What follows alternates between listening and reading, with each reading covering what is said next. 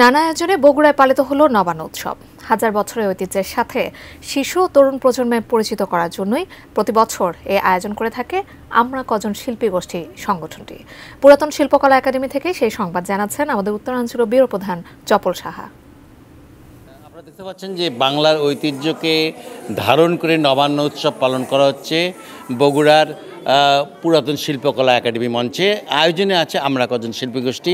আপনারা দেখতে পাচ্ছেন যে ছোট ছোট শিশুদেরকে নতুন ধানের তৈরি আপনার হলো মোয়া, মুরখি, চিরার মোয়া আরও অনেক কিছু দিয়ে তাদেরকে নতুন যে নবান্নের যে আনন্দ, সে আনন্দটা তাদের মধ্যে দেওয়া হচ্ছে। এবং আমরা কজন শিল্পী গোষ্ঠী তারা অনেক ছোট ছোট মেয়েদেরকে নতুন ধানের এই মোয়া খাওয়াচ্ছেন, বিভিন্ন জিনিস খাইয়ে তাদেরকে নবান্নের যে মূল উদ্দেশ্য, সে উদ্দেশ্য বলতে পারেন যেটা এই ঐতিহ্যটা হাজার বছরের ঐতিহ্য। এবং হাজার বছর ধরে আমাদের এই দেশে কিন্তু নবান্ন অনুষ্ঠান চলে আসছে, কারণ এই দেশের এই এলাকার মানুষ ধানের প্রতি তারা খুবই দুর্বল, কারণ প্রচুর পরিমাণে ধান উৎপাদন হয়।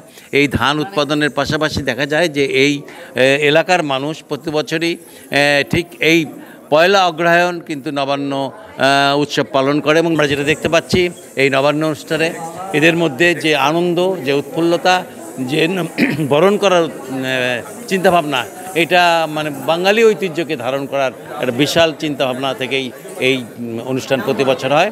মোটামুটি এই ছিল আমার কাছে সর্বশেষ সংবাদ।